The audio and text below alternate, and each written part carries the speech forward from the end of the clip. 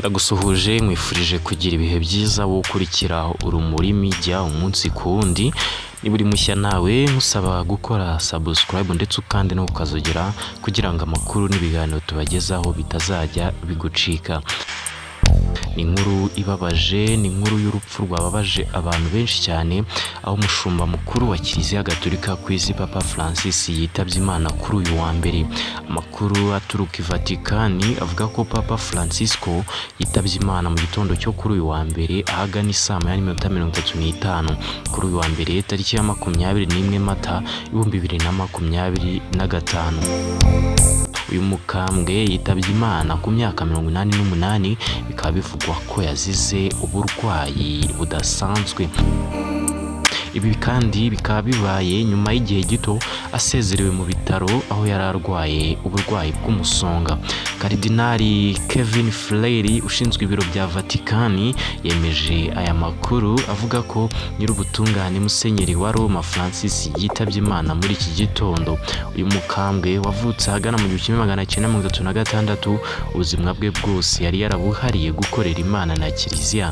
Kugeza ubu Papa Francis yitabye Imana akaba yaramaze imyaka isaga 12 ari umushumba wa Kiliziya Gatolika ku isi. Uyu mukambwe Papa Francis w'imyaka 88 yaje gushyirwa mu bitaro tariki ya 14 Gashyantare uyu mwaka, aho yari afite uburwayi bw'ibihaha byombi. Nk'uko amakuru yabivugaga icyo gihe, Papa Francis yaje gusezererwa mu bitaro bya Gemelli biri i Roma tariki ya 23 Werurwe.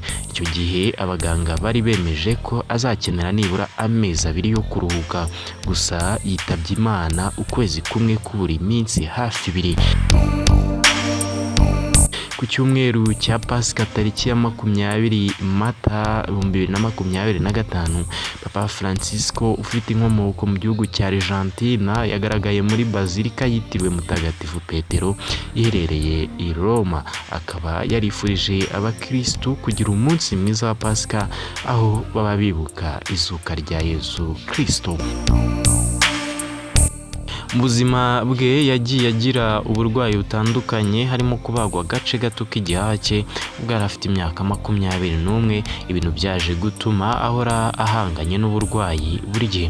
Amakuru akomeza kuvugwa nuko uyu mukambwe ashobora kuba yitabye Imana nyuma y'igihe uburwayi yari arwaye bumuzahaje, akaba rero yashizemo umwuka. Tuvuga tuti agire iruhuko ridashira.